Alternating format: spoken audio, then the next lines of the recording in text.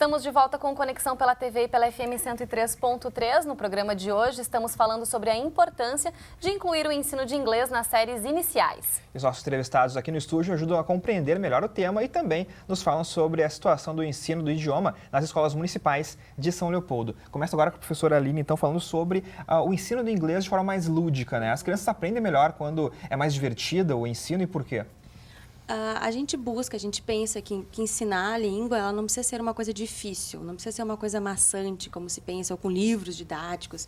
Pode ser, sim, lúdico. Tem momentos que não é tão divertido, como todas as coisas da vida. Então, a gente também não pode pensar que nós vamos fazer da sala de aula um momento de recreação, né? E tem muitas pessoas que trabalham com recreacionismo e depois vão lá e dão aula de inglês. Acho que às vezes os pais também não veem com bons olhos. Mas meu filho só está brincando, será que ele está aprendendo? Então, é uma dosagem. O lúdico, sim, porque ele respeita a realidade da criança daquela idade. Então, se ela tem uma dificuldade de abstrair, tu tem que trabalhar com objetos concretos com a criança, né? Se é uma criança que ainda não sabe ler e escrever, como é que tu vai trabalhar o ensino de língua? Através de jogos, um jogo de memória, uma brincadeira, livros, lendo para as crianças, né? Todo um processo de letramento. Então, sim, um trabalho de língua inglesa ou de língua estrangeira para crianças, independente da idade, tem que ser de uma forma mais lúdica. A música funciona bastante também? A música funciona de forma muito interessante. Em algumas escolas fazem trabalhos interdisciplinares, então faz parceria com o professor de educação física, faz parceria com a professora de música e trabalha a língua inglesa nessas atividades,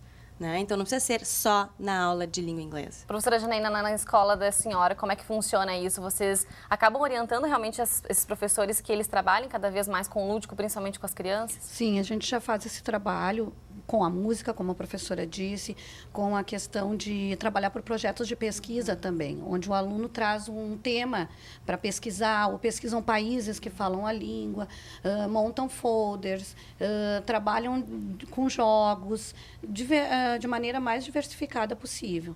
E tentando sistematizar, desculpa, mas é que eu achei muito importante o que a professora falou, não adianta só brincar. Tu tem que brincar, mas tu tem que sistematizar, senão tu não constrói conhecimento nenhum. Mas cabe esse enfoque gramatical logo nesse início, quer dizer, se for estendida essa questão aí, além da quinta série, para as séries anteriores, quarta, terceiro ano, como é que vai funcionar? Esse enfoque gramatical, ele é importante ou primeiro tem que ser essa parte lúdica mesmo? Quando a gente pensa no ensino de língua inglesa, a gente lembra como nós aprendemos. E, geralmente, a gente começou numa idade mais avançada, quarta, quinta série, e aí sim se começa com gramática. Se a gente for analisar como se trabalha a língua portuguesa, a língua materna dos alunos, desde a educação infantil, tu está ensinando língua, né? Apesar de ser a tua língua, eles estão aprendendo língua. Eu dei aula em segunda série, terceira série, as professoras de português, de alguma forma, talvez não topicalizando, nós vamos estudar plurais agora. Trabalho, como é que a gente fala quando tem mais de um livro? São livros, então tu trabalha a noção de pluralidade, tu trabalha a conjugação, tu trabalha a quantificação de várias maneiras sem topicalizar. Da mesma forma, tu pode trabalhar a língua inglesa. Então, tu pode trabalhar com eles perguntas interrogativas, né? Questões interrogativas em inglês, que o verbo vem na frente, fazendo perguntas, né? Tu simplesmente pergunta, responde, faz um questionário na sala de aula. Tu não disse, o verbo em inglês vem na frente, mas eles vão adquirindo isso, eles vão ouvindo isso. Então, tu pode trabalhar gramática, plural, que são os gêneros, né, positivo, feminino, masculino, que em inglês às vezes são diferentes. Tu consegue trabalhar várias questões gramaticais sem topicalizar. Olha, hoje nós vamos estudar o verbo to be. Não. Né? Então, tu pode ir avançando essas questões da mesma forma que se trabalha a língua materna. E, vice-prefeito, como é que vai acontecer, então, agora esse ano? Em março começam as aulas, então, em São Leopoldo, né? Fevereiro. E fevereiro? Uhum. Fevereiro começam as aulas, então. E como é que vai acontecer o ensino do inglês na série de primeiro ano? Vai ter um projeto piloto que vai acontecer em São Leopoldo? Não, eu acho, primeiro, assim, o prefeito sempre nos traz, né, que ele entendia que a educação, agora que ele tem a oportunidade de ser prefeito, não poderia mais ser como ele teve há 50 anos atrás, né? Aquela coisa do giz de cera, daí a professora tem a tendinite, ou alergia ao giz, né? Mas que a gente pudesse, então, implementar tecnologias ou mesmo a língua. E dentro disso, então, da primeira à quarta série, então, quinto ano obrigatório, ok, claro. 1, 2 aulas semanais, né? Vai depender da realidade de cada escola. Mas o importante, então, nas séries iniciais, é que esse leque, então, no momento que a gente traz a questão do inglês, acompanha duas outras questões importantes. Uma, tu tocaste a música, né, o ensino da música, e a outra a educação física, que também não são obrigatórios nesses primeiros anos, mas que em São Leopoldo, então, a gente abriu para a escola que as crianças de primeiro ao quarto ano ou terão inglês, ou terão a música, ou a educação física. Né? Claro, podem ter os três também, né? Que nem a escola Franz Luiz Weimann, daí é um exemplo, é um diferencial, né? Porque por causa dessa nossa gestora muito boa também, mas enfim, a gente está oportunizando. Como vai ser? Tem escolas que vai trabalhar com ciclo, outras no contraturno, ou um ciclo que vai oportunizar pelo menos uma vez semana, a gente possa reunir as primeiras séries, quem sabe juntas, e se faz uma atividade lúdica e coisa, mas já iniciando o contato, a convivência com a língua, né? Então essa é a ideia inicial, não ter uma questão programática, assim, obrigatoriedade. Né? Não é assim, vai ser mais uma questão de um trabalho em ciclos, assim como a música e a educação física. Mas esse trabalho, ele vai acontecer especificamente em algumas escolas, esse projeto piloto, onde vão ser inseridos aí antes do 5º ano? Sim, o ensino do inglês? sim, correto. Existem algumas algumas escolas específicas? O 5º ano, então, a gente avançou e haverá em todas as escolas, né?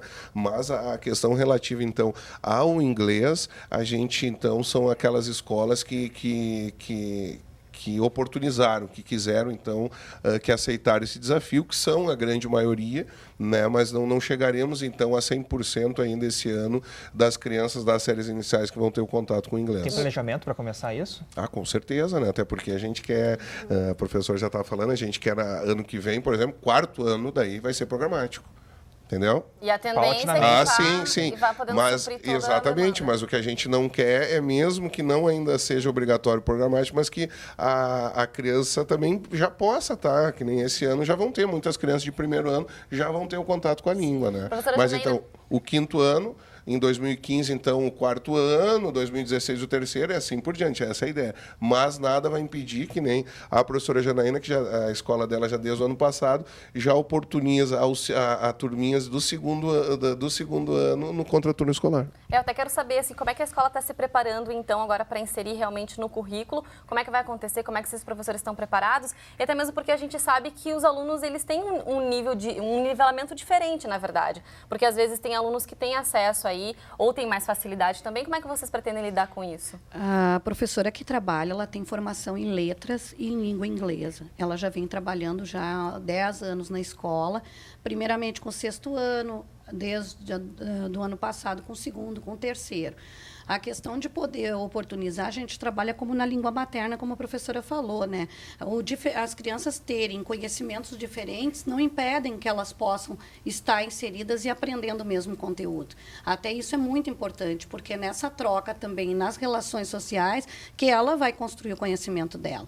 Isso não é um agravante de maneira nenhuma. E nada impede também que as disciplinas conversem, né, professora? Que o inglês possa aí ser trabalhado na geografia, na história também. Exatamente. Eu acho que quanto mais eu acho importante, né, de que esse projeto vai ser implantado em escolas que quiseram esse projeto, porque existe resistência às vezes. Tem muito profissional também. E os professores se sentirem seguros, gestores se sentirem seguros. Então, não ser algo obrigatório é bom, porque daí vai deixando essas escolas que estão de fato com vontade de trabalhar e fazendo esse trabalho, e conversando, tendo trocas, experiências, mais formações, para que as outras escolas também comecem a se sentir instigadas e motivadas a fazer isso, né?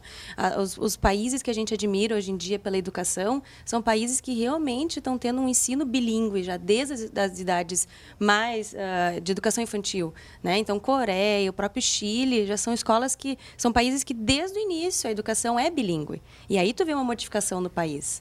Né? Eu acho que essa proposta de São Leopoldo ela deveria de ser replicada em outras cidades, em outros estados, para realmente a gente conseguir transformar esse ensino, essa aprendizagem de língua estrangeira, uma forma muito mais significativa e verdadeira, que vai dar resultados nos empregos, nas próprias propostas do governo. É o pensar a longo prazo. Né? De ciência sem fronteiras. Da própria ciência sem fronteiras, que nós não temos, às vezes, candidatos porque não tem a língua. Porque tem como pré-requisito, exatamente, né? Então, nós temos alunos aqui da Unicinos de engenharia da computação, que gostariam de trabalhar na SAP, por exemplo, mas não tem a língua. Que é uma empresa aqui do Parque Tecnológico, exatamente. Enfim, uma empresa de software alemão. Essa é a importância de poder dar para as escolas públicas, né, a oportunidade de estar trabalhando com a língua inglesa, porque nem todos têm condições de pagar um cursinho. Como a gente então, poder inserir isso no currículo é um dar ganho para essa oportunidade para comunidade, todos, né? as pra pessoas comunidade poderem de São fazer as Leopoldo. suas escolhas, né? Que eu acho que é o fundamental, é o principal. Bom, muito obrigada pela presença de vocês,